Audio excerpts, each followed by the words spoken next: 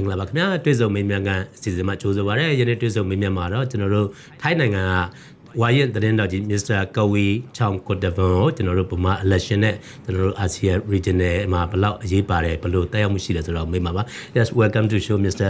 Kavi. First I'd like to know there will be election in forthcoming November 8. What does it mean, Myanmar election in ASEAN context? You know, why it is important and what does it really mean? Is there any meaning for the as a region, as a ASEAN? It's very meaningful for several reasons. Number one is that it comes at the time, you know, when Myanmar has entered into the regional and international community. So the November 8 elections will have a special meaning. That is why the government want to make this election free and fair and most important inclusive, you know, but there will still of course some of the problem, but my point is it's a very important milestone for Myanmar. Secondly, I think these elections you will have a lot of international observer both from the ASEAN region and from other countries. For example, my last count was about 12 regional and international organizations, for example, including Carter Center, including the International IDEA, the Swiss-based organization, and you have foundations of the electoral assistance and many other, including EU, including Japan, and from the also region ASEAN-based poll watch. So these are very important. It shows that the government wanted to prove that it's free and fair. So you mean that Myanmar election will be closely watched and scrutinized, and the most important thing is whether it is free, fair, and inclusive in the regional context. What do you think? It is the election is likely to be free, fair, and most, like you said, the inclusive. I think Myanmar government want to show off November 8th election. As you said, it's the most scrutinized elections in the world, I would say. So it put a lot of pressure from the government to perform it very well. That's explained why I think they have many observers just to prove that, you know. But within ASEAN context, it's very important because not all ASEAN countries have elections like Myanmar. And this one is the first in 25 years that you have a like full scale, you know, with international observer and media. So it will be a milestone for ASEAN also as a whole. When you mention media, what is the role of media during election? I mean the national journalists and also the regional journalists. What are their role during the election? And of course, what do they need to look at specifically? Well, in democracy, or especially young democracy like Myanmar, media here is very dynamic. So journalists are very enthusiastic. You know, I think most of the journalists here are very young. They are inexperienced, but they have a very big energy. So everybody is, I always joke, you know, in Myanmar, senior editors are the average age about 25. In Thailand or in the region, you must be over 50, you know, to become senior editor. But that shows you the dynamics of the Myanmar media. And media must play the role in providing understanding, pointing out who is the best choice for them, give them the knowledge of the issues, of the parties, of what's going on around them. And it's not easy. And of course, the role of journalists will be also scrutinized because it's very polarized.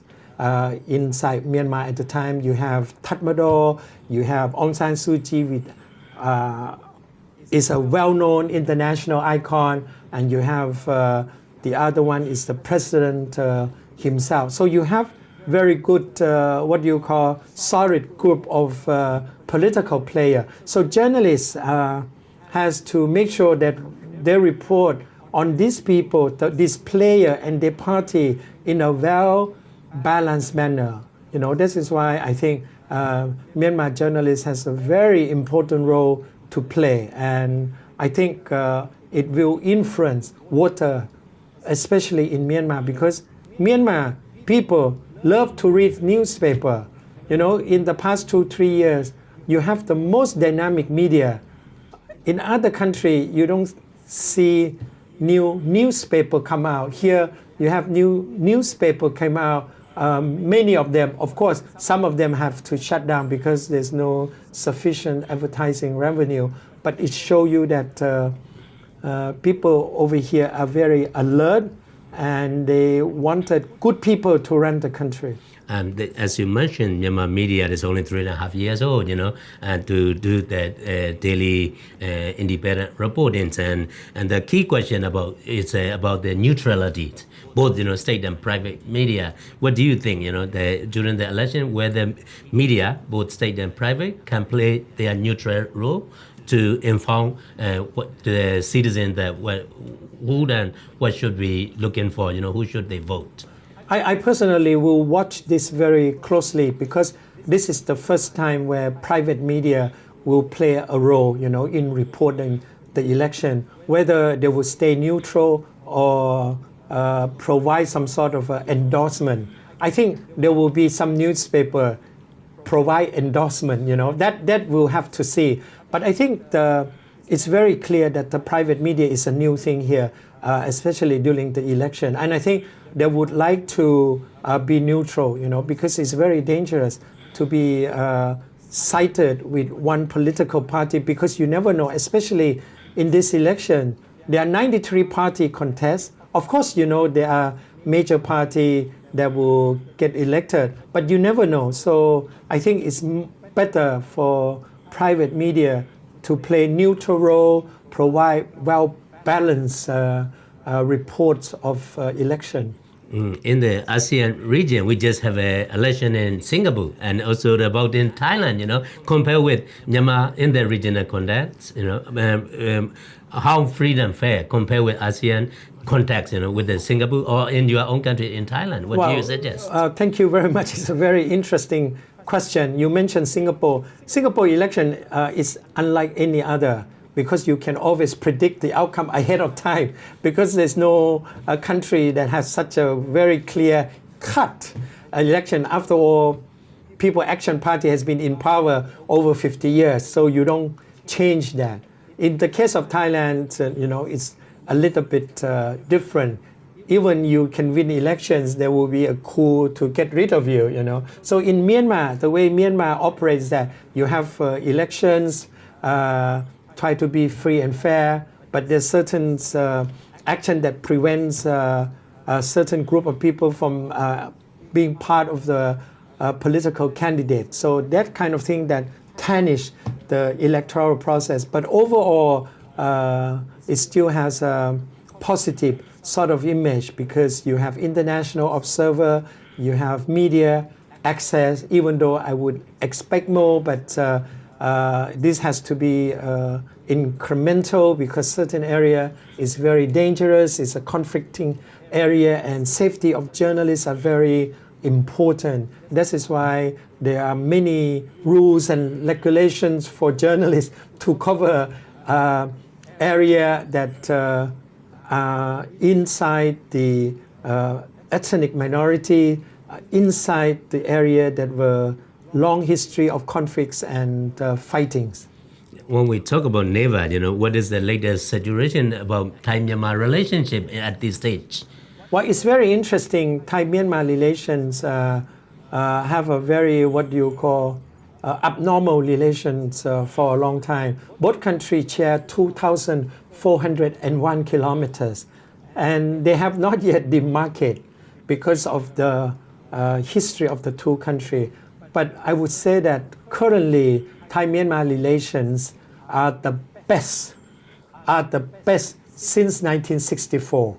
Why? Why can you say it is the best right now? It's the best right now because two factors. Number one is the reform that has been taken place inside Myanmar that enabling the leader to look beyond its narrow views of Myanmar alone. So they look into Thailand, they look into ASEAN and want to be part of the community. So you need to change your mindset.